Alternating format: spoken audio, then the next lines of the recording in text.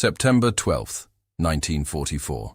Dawn breaks reluctantly over the rolling plains of Lorraine, France, shrouded in a thick blanket of fog that rises from the Moselle River valley like the breath of sleeping giants. The air is cold, metallic, carrying the sharp scent of aviation fuel and morning frost. Inside the cramped cockpit of a Republic P-47D Thunderbolt, Lieutenant William Bill Cullerton adjusts his leather flight helmet, feeling the familiar vibration of 18 cylinders firing in perfect synchronization beneath his feet.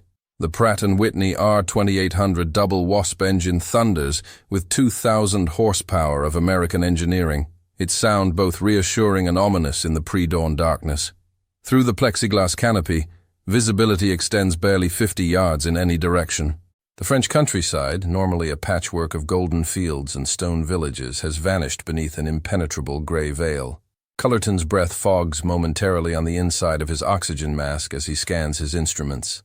Altitude 8,000 feet, airspeed 220 miles per hour, fuel sufficient for 2 hours of combat operations. Below him, somewhere in that ghostly landscape, elements of General George Patton's Third Army are advancing toward the German defensive positions around Aricourt and Château Salins.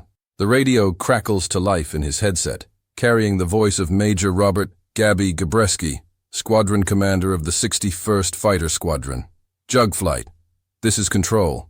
Weather report shows fog bank extending from grid Victor 7 to X-ray 4. Visibility at ground level, 0 to 50 yards. Proceed with close air support mission as briefed. Cullerton presses the transmit button on his control stick. Control, Jug Leader. Visibility 0 below 8,000. How do we identify friendly armor in this soup? The pause that follows seems to stretch across the cold morning air before the reply comes, tinged with the confidence that has carried American forces from the beaches of Normandy to the threshold of Germany itself. You boys can handle some fog, right? Our tanks are marked with white stars. Jerry's aren't. Should be simple enough. The assumption was born of 3 months of air superiority over Western Europe. Since D-Day, Allied fighter bombers had ruled the skies with such dominance that ground attack missions had become almost routine. The P-47 Thunderbolt, nicknamed the Jug by its pilots for its barrel-shaped fuselage, had earned a reputation as the most effective ground attack aircraft in the European theater of operations. Its 8 50-caliber Browning M2 machine guns could slice through armored vehicles like a scythe through wheat, while its underwing pylons carried up to 2,500 pounds of bombs, rockets, or napalm canisters. American air power had become so overwhelming that German panzer commanders had taken to moving only at night or in the worst weather conditions. But on this September morning, that same weather, which provided cover for German armor movements, would become a double-edged sword. The fog that concealed enemy positions also obscured friendly ones, transforming what should have been a precision strike into a deadly game of identification at 400 miles per hour. In the scattered formations of the 37th Tank Battalion, Sherman tank commanders moved through the mist with growing unease, trusting that the rumble of aircraft engines overhead belonged to their aerial guardians, not their executioners. The Republic P-47 Thunderbolt represented the pinnacle of American aerospace engineering and industrial might in 1944. Weighing over 7 tons fully loaded, it was the heaviest single-engine fighter aircraft ever built, a flying fortress of durability and firepower that could absorb punishment that would destroy lighter interceptors. The massive R2800 double Wasp engine, manufactured by Pratt & Whitney in Hartford, Connecticut, was a masterpiece of metallurgy and precision engineering.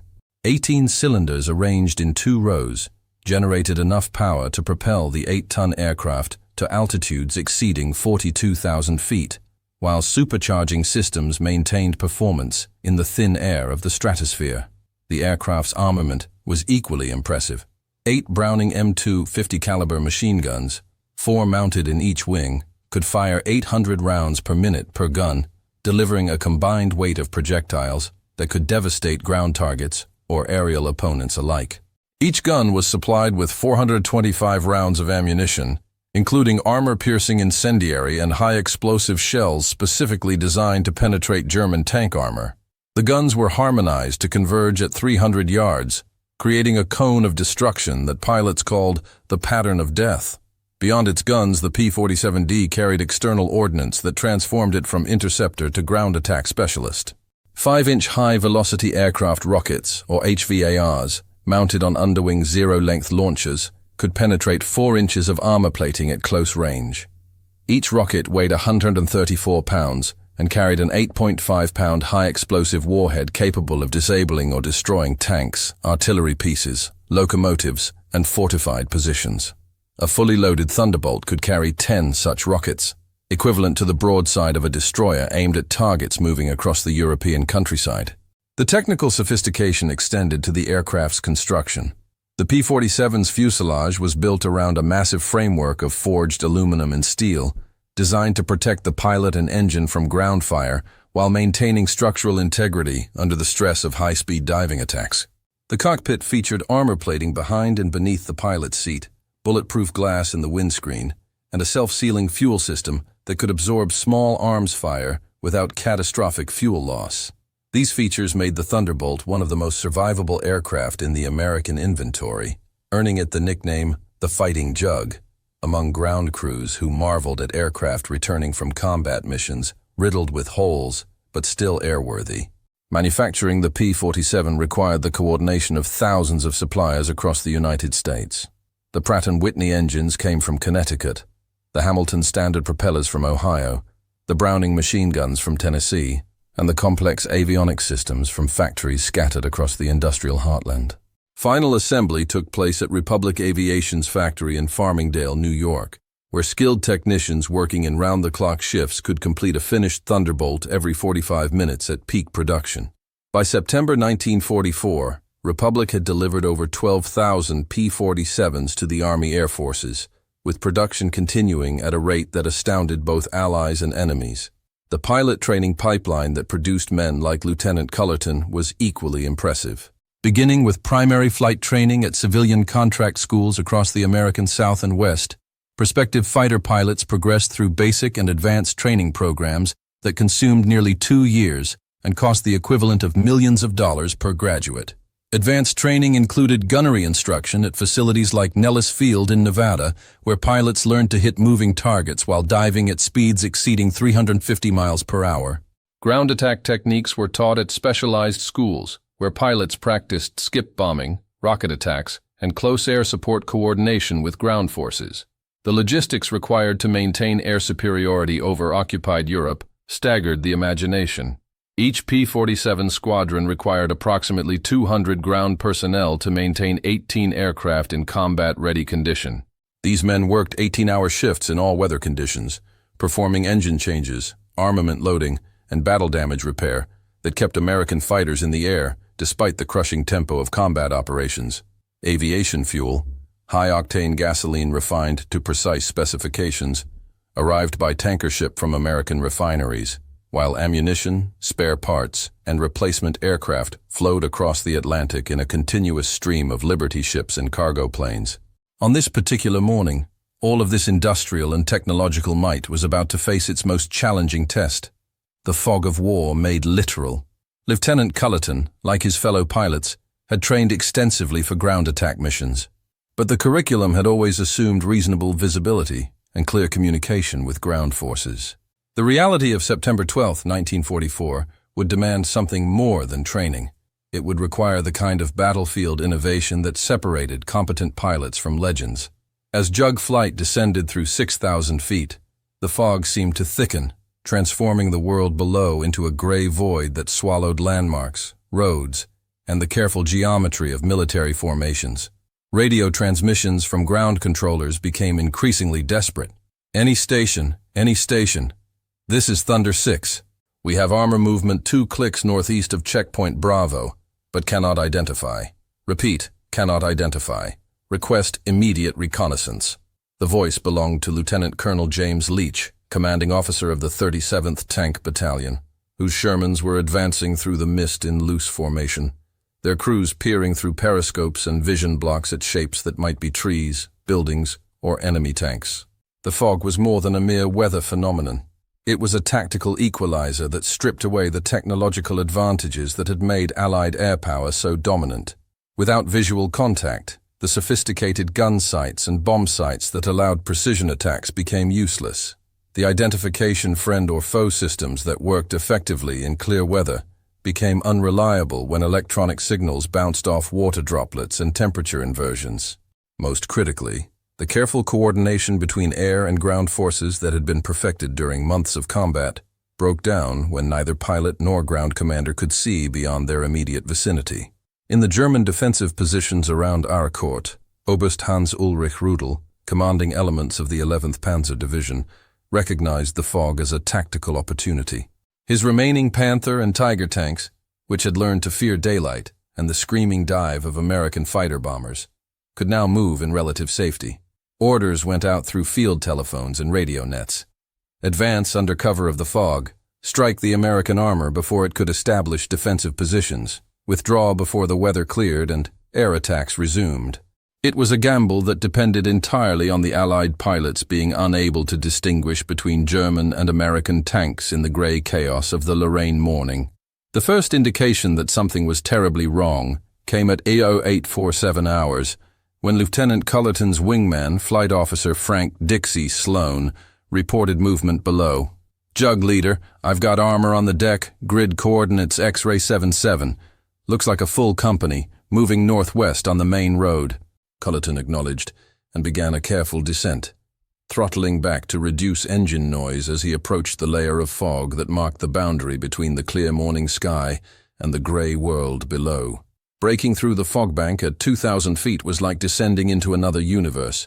The familiar landscape of eastern France had been transformed into a surreal dreamscape where shapes appeared and vanished like ghosts, where the sound of engines echoed strangely off invisible hills and valleys, where the normal rules of aerial warfare seemed suspended.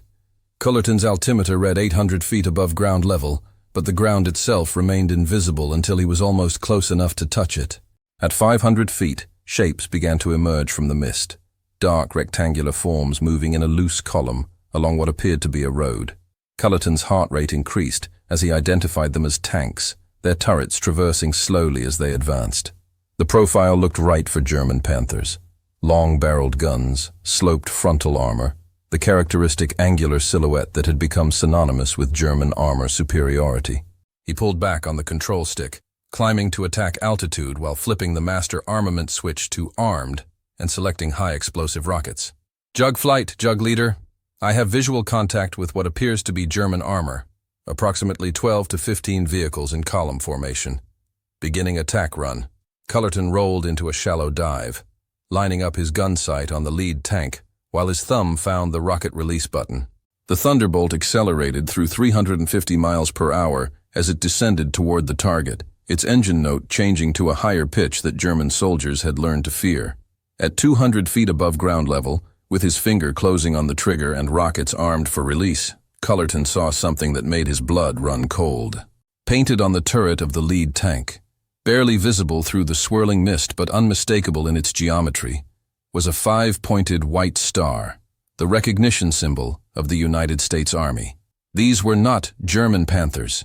They were American Shermans, advancing through the fog toward their planned objectives, trusting that the aircraft above them were protective rather than predatory. The realization struck like a physical blow. Cullerton yanked back on the control stick with such force that the Thunderbolt's stressed airframe groaned audibly, pulling nearly 6 gravities as it climbed away from the tanks. The rocket switches remained armed, the guns loaded with armor-piercing ammunition that could have slaughtered an entire platoon of American tankers in a matter of seconds. Over the radio, the voice of the ground controller crackled with confusion. "Jug leader, what's your status? We show you climbing rapidly from the target area. Negative attack. Negative attack." Cullerton's voice was strained from the G-forces and the adrenaline coursing through his system. "Those are friendlies down there. Sherman tanks with white stars. Nearly engaged our own people." The admission carried the weight of catastrophe narrowly averted. The kind of mistake that could turn tactical success into strategic disaster. Blue-on-blue incidents, as they would later be called by military analysts, represented one of the greatest fears of combined arms warfare, the possibility that technological superiority could become a weapon turned against its wielders. In the tanks below, Sergeant First Class Robert Tank Sherman ironically sharing his nickname with his vehicle, had heard the aircraft engines overhead and felt a moment of relief. Air cover meant protection from German anti-tank guns and the possibility of close air support if enemy armor appeared. But something in the sound had been wrong. The engine note had the aggressive pitch of an attack dive, not the lazy drone of a protective combat air patrol. When he glimpsed the dark shape of the P-47 through his commander's cupola periscope, diving toward his position with rocket pods visible under its wings, Sherman realized with crystalline clarity that he was about to be killed by his own Air Force. The fog that had concealed his tank from German observers had also concealed its American identity from American pilots. The white star painted on his turret, clearly visible from above in good weather, was invisible in the gray twilight of the Lorraine morning. The radio frequencies that should have connected air and ground forces were filled with static and conflicting reports from units scattered across the battlefield. Most critically, the identification procedures that worked effectively in training exercises had broken down in the chaos of actual combat operations. The near disaster crystallized a problem that had been building throughout the Normandy campaign and the subsequent pursuit across France. As Allied forces moved faster and operated over wider areas, the coordination between different services became increasingly difficult. Air Force pilots, trained to attack anything that moved in enemy territory, sometimes found it impossible to distinguish between Allied and Axis vehicles, especially when operating at high speed and low altitude. Ground commanders, focused on their immediate tactical situation, often failed to communicate their positions accurately to supporting aircraft. The result was a series of tragic mistakes that claimed hundreds of Allied lives and damaged the trust essential to effective combined operations. Lieutenant Cullerton, circling at 3,000 feet while his heart rate gradually returned to normal, understood that the morning's mission had become something more complex than a simple ground attack. The fog that concealed enemy positions also concealed friendly ones, transforming every vehicle movement below into a potential target or potential disaster. Traditional identification methods, radio communication, visual recognition, pre-planned coordinate systems had all failed in the face of weather conditions that reduced visibility to yards rather than miles. It was Flight Officer Sloan who first suggested the solution that would transform a near catastrophe into tactical innovation. Flying alongside Cullerton in his own P-47D, Sloan had witnessed the aborted attack and understood the implications. Over the radio, his voice carried the calm professionalism that marked veteran combat pilots. "Jug leader, we've got smoke rockets in addition to the HE loads. What if we use them to mark friendly positions before we attack anything else?" The suggestion seemed almost absurdly simple, yet it addressed the fundamental problem that had nearly led to fratricide. Smoke rockets, normally used to mark targets for other aircraft or to provide concealment for ground forces, could serve as identification beacons in conditions where visual recognition was impossible. By flying low over confirmed friendly positions and releasing colored smoke, aircraft could create visible boundaries that would persist long enough to guide subsequent attack runs against legitimate targets. Cullerton's response was immediate. "Roger Dixie, let's give it a try. I'll take purple smoke and mark our Shermans. You take yellow and mark the road junction they're advancing toward. Keep your eyes open for any other friendlies in the area." The decision represented more than tactical adaptation. It embodied the kind of battlefield innovation that had made American forces so effective throughout the European campaign. Faced with an unexpected problem, frontline units developed practical solutions using available equipment and individual initiative rather than waiting for higher headquarters to provide detailed instructions. The execution required extraordinary flying skill and considerable courage. Marking friendly positions with smoke rockets meant descending to extremely low altitudes over a battlefield where German anti-aircraft gunners were certainly present, even if temporarily concealed by fog. A P-47D flying at 150 feet above ground level and 200 miles per hour presented an unmissable target for any enemy soldier with a rifle or machine gun. More dangerously, the aircraft would be operating in airspace that might contain other Allied aircraft, ground-based obstacles, or sudden changes in terrain invisible until the last moment. Cullerton began his marking run by descending to 200 feet and reducing airspeed to 180 miles per hour, the minimum safe flying speed that still provided adequate control authority in the event of emergency maneuvering. The world below remained shrouded in gray, but occasional breaks in the fog revealed glimpses of the landscape. A stone farmhouse with smoke rising from its chimney, a line of poplar trees marking an ancient field boundary, the dark ribbon of a road winding between low hills. As he approached the position where he had nearly attacked American tanks, Cullerton could make out movement below, the dark shapes of vehicles advancing in tactical formation. This time, however, he approached from a different angle, allowing him to see the distinctive white stars painted on turret tops and the American pattern radio antennas that distinguished Sherman tanks from their German counterparts. At 150 feet above ground level, he triggered the first smoke rocket. The WP, white phosphorus rocket, ignited with a brilliant purple flash, trailing smoke as it descended toward the lead Sherman tank. Upon impact with the ground, it burst into a column of dense purple smoke that rose vertically in the still air, clearly visible from aircraft altitude despite the surrounding fog. The effect was immediately apparent. A bright marker that could be seen from several miles away, clearly delineating the position of friendly forces and establishing a reference point for subsequent operations. Sergeant Sherman, watching from his tank commander's position, saw the purple smoke rocket impact 20 yards ahead of his vehicle and understood instantly what was happening. The same pilot who had nearly destroyed his tank was now marking its position to prevent other aircraft from making the same mistake. Over the tank's radio net, Sherman transmitted, "All Thunder stations, we are being marked with purple smoke by friendly aircraft. Purple smoke indicates friendly positions. Acknowledge." The response came from 13 Sherman tanks scattered across a half-mile front. "Roger, purple smoke for friendlies." The simple code, improvised in the heat of battlefield necessity, provided the common reference system that had been missing from the original mission planning. More importantly, it demonstrated the kind of adaptive thinking that allowed military units to overcome unexpected challenges through cooperation between different services and tactical levels. Flight Officer Sloan, meanwhile, had begun his own marking mission, using yellow smoke rockets to identify the road junction that served as the 37th Tank Battalion's objective for the morning advance. Flying parallel to the main road at an altitude of 120 feet, dangerously low even by ground attack standards, Sloan could see through breaks in the fog that the intersection was currently unoccupied by either friendly or enemy forces. The yellow smoke rocket burst in a brilliant cloud that marked the terrain feature clearly, providing both air and ground forces with a common reference point for navigation and tactical coordination. The improvised marking system took on increased urgency when, at Aero 9:23 hours, Lieutenant Cullerton spotted movement that definitely was not American.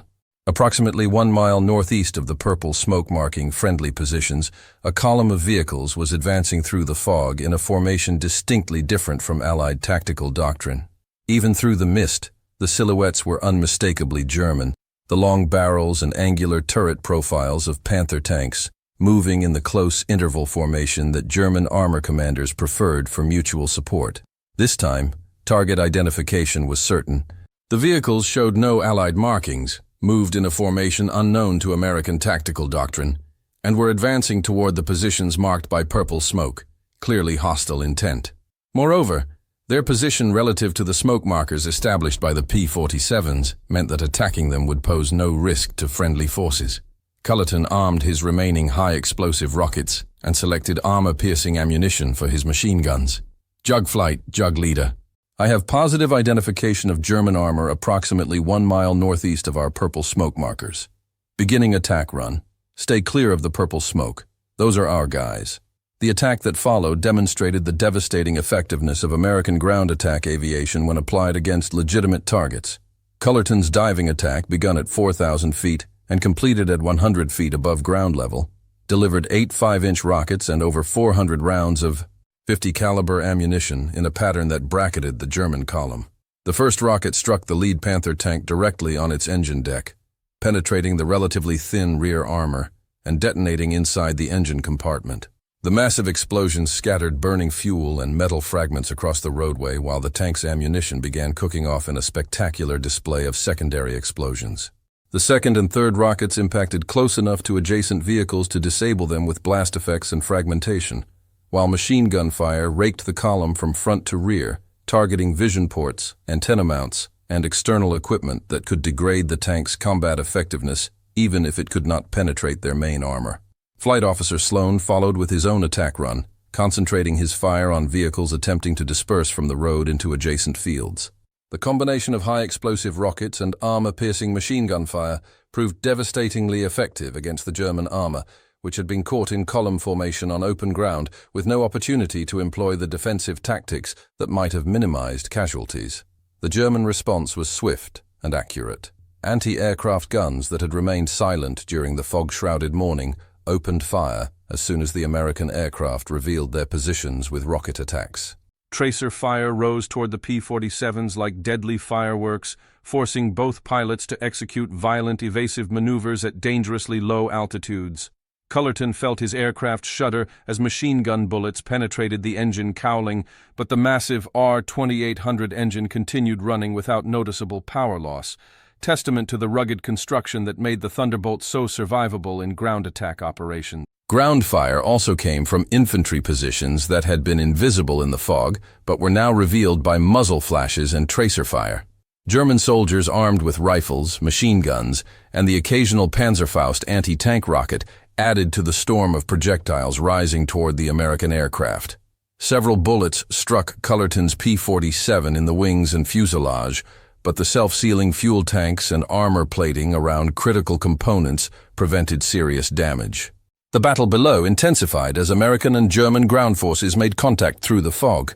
The 37th Tank Battalion, guided by the purple and yellow smoke markers, had advanced to within 500 yards of the German positions when the P-47 attacks began.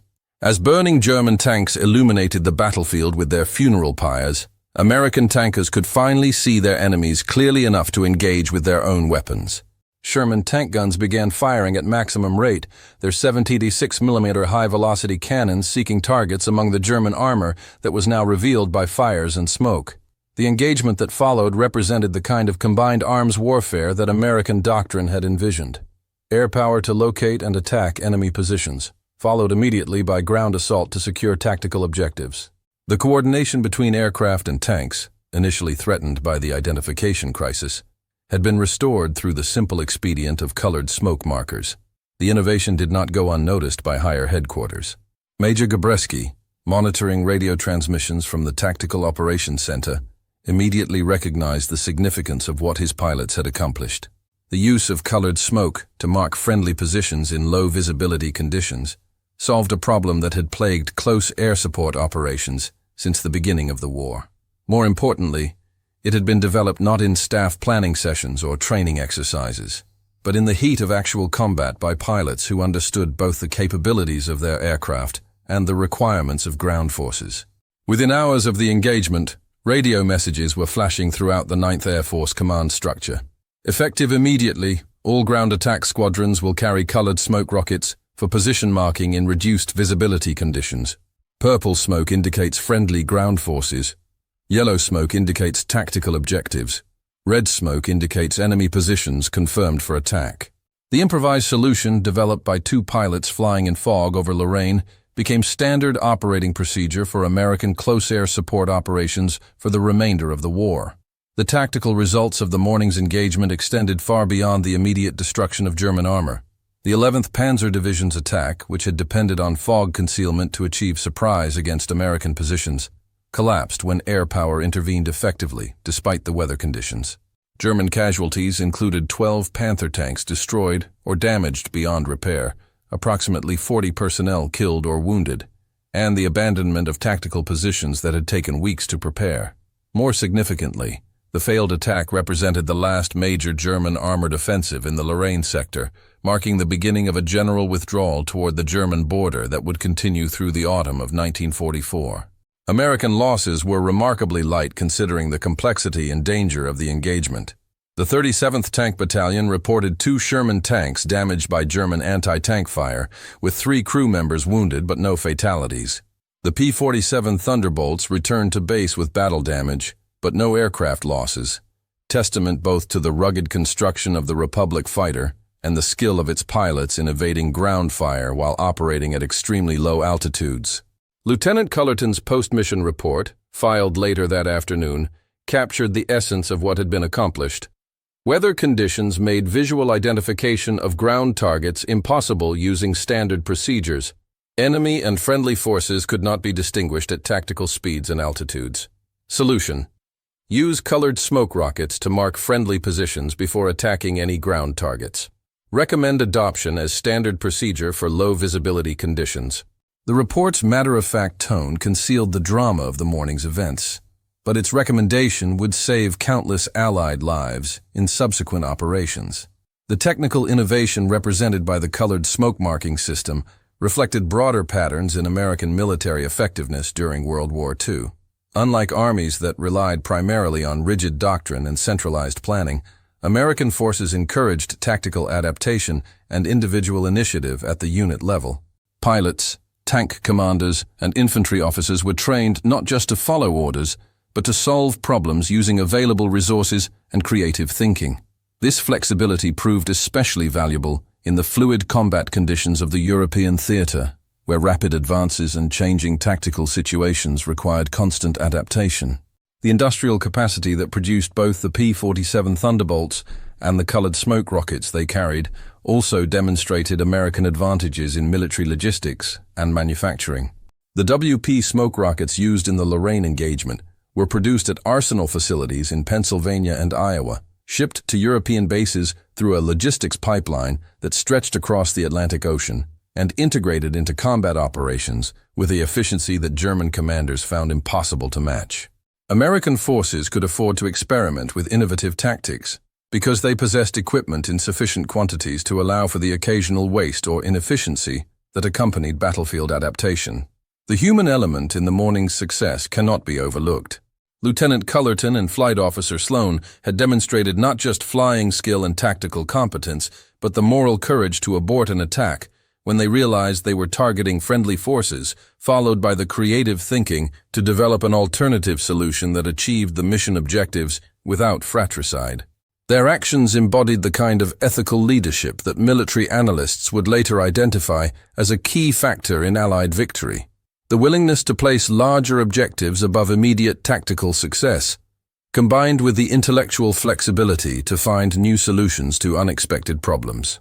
The German perspective on the morning's engagement provides insight into the broader strategic situation facing Axis forces in the autumn of 1944. Oberst Rudel's after-action report noted, American air power has adapted techniques that make weather concealment ineffective. Enemy aircraft can now mark positions and coordinate attacks even in conditions that previously provided safety for armored operations. Recommend immediate withdrawal to prepared positions east of the Moselle River. The admission reflected the growing recognition among German commanders that American tactical innovation was making traditional defensive strategies obsolete. More broadly, the Lorraine engagement demonstrated the maturation of American combined arms doctrine. The coordination between P-47 Thunderbolts and Sherman tanks, initially threatened by identification problems, ultimately achieved a level of effectiveness that German forces found impossible to counter. Air power provided reconnaissance, target identification, and precision strikes against enemy armor, while ground forces secured tactical objectives and provided security for subsequent operations. The integration of these capabilities, refined through months of combat experience, represented a form of military effectiveness that would influence tactical doctrine for decades to come. The innovation also reflected the broader American approach to military technology and tactics. Rather than viewing weapon systems as fixed solutions to predetermined problems, American doctrine encouraged the adaptive use of available equipment to meet changing tactical requirements. Smoke rockets designed for target marking could become identification beacons. Fighter aircraft designed for air superiority could become ground attack platforms. Radio equipment designed for air traffic control could coordinate combined arms operations. This flexibility multiplied the effectiveness of American forces while keeping enemy commanders constantly off balance. The psychological impact of the successful engagement extended beyond its immediate tactical results. For American ground forces operating in the fog-shrouded landscapes of eastern France, the knowledge that air support could operate effectively, even in adverse weather conditions, provided confidence and morale that translated into improved combat performance. German forces, conversely, lost one of their few remaining tactical advantages: the ability to move safely during periods of reduced visibility, and face the prospect of constant air attack regardless of weather conditions. The Lorraine engagement of September 12, 1944, represented more than a single tactical success. It embodied the kind of battlefield innovation that characterized American military effectiveness throughout World War II. The ability to identify problems quickly, develop practical solutions using available resources, and implement new tactics with the speed and flexibility that overwhelmed less adaptable opponents. The colored smoke marking system developed that morning would save countless Allied lives in subsequent operations, while the broader pattern of tactical adaptation it represented would influence military doctrine for generations to come. As the fog lifted over Lorraine that afternoon, revealing a battlefield littered with the smoking hulks of German armor, the true significance of the morning's events began to emerge. American forces had not merely won another tactical engagement. They had demonstrated once again their ability to transform potential disasters into operational advantages through courage, creativity, and the kind of individual initiative that totalitarian armies found impossible to replicate. The thunder had spoken through the fog, and the sky belonged to those with the wisdom to see clearly even when visibility was measured in yards rather than miles. History isn't just written, it's remembered through those who still care to listen. What story should we tell next? Subscribe to keep their memory alive.